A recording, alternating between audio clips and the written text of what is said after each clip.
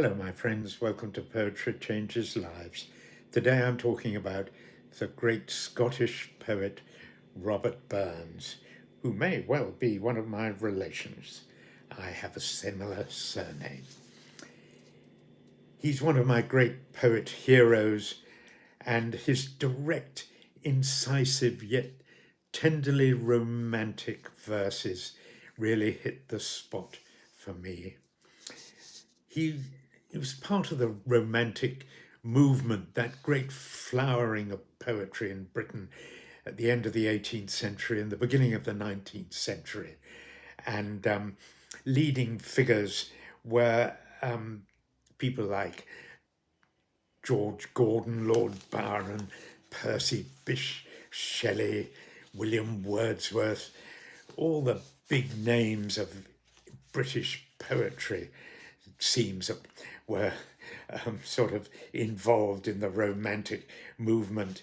And they, apart from being very sort of passionate about their lyrical, romantic style of writing, they were also great egalitarians and very much supported the sort of Rights of Man written by Thomas Paine. He was himself a poet, of course, Thomas Paine. They supported the American Revolution of 1776 and the French Revolution that kicked off around 1789. And they also travelled, most of them widely.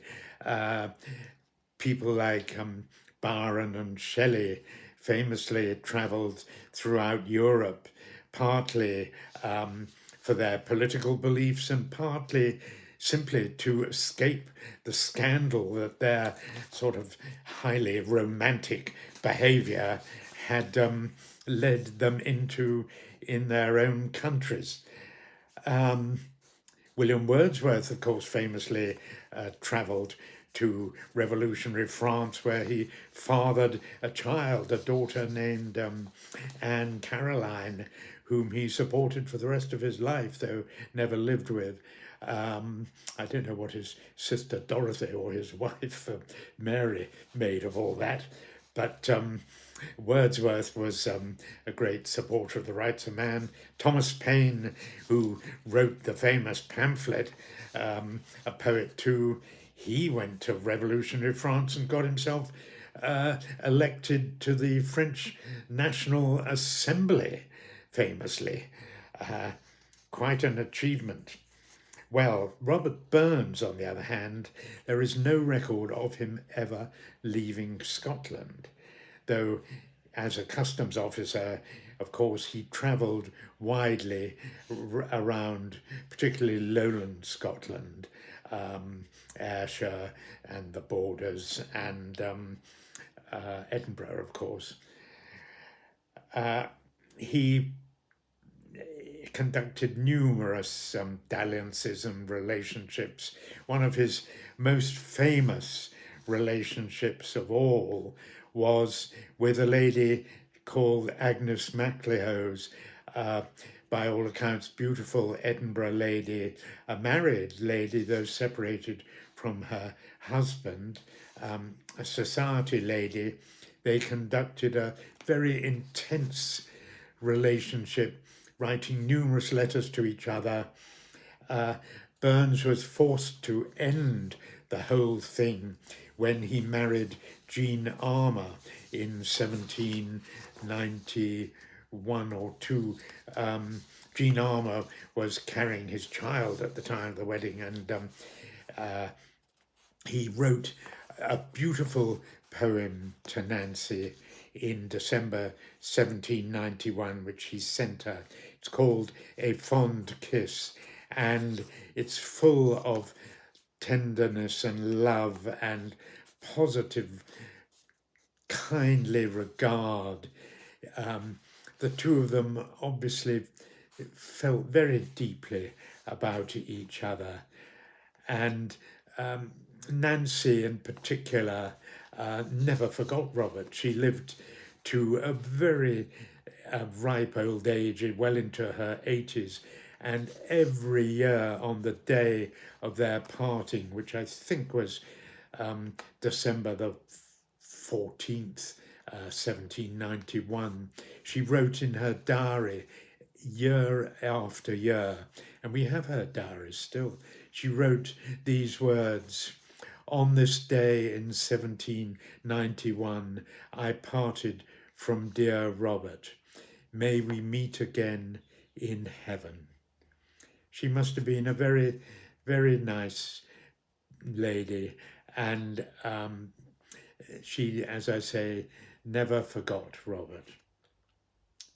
He, on the other hand, seems to have coped with the parting much quite differently, and even managed to somehow father a child with Nancy's parlour maid on his way out of town, which we don't know what she felt about that, but it didn't seem to quench her ardour very much.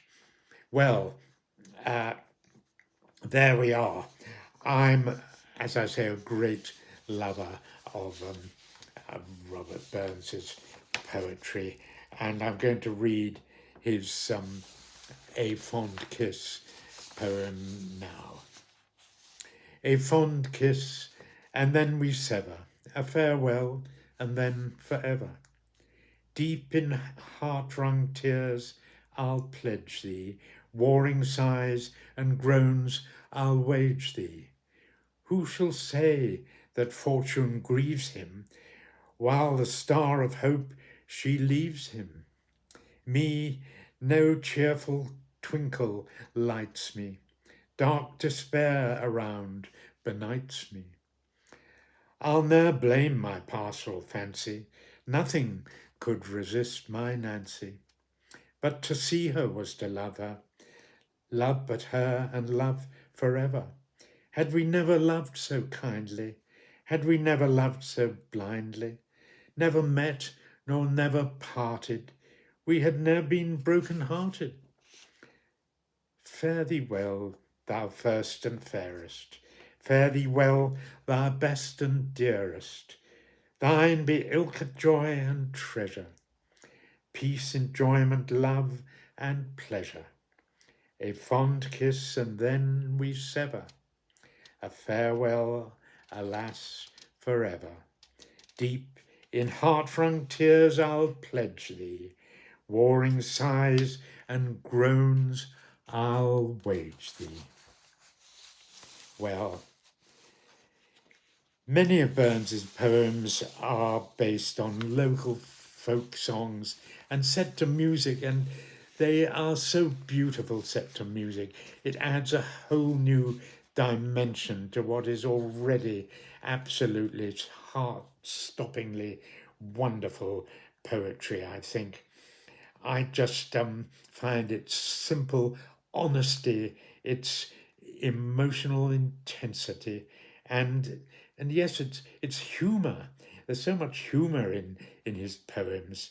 I find it uniquely beautiful and deeply affecting. So thank you, great Uncle Robert.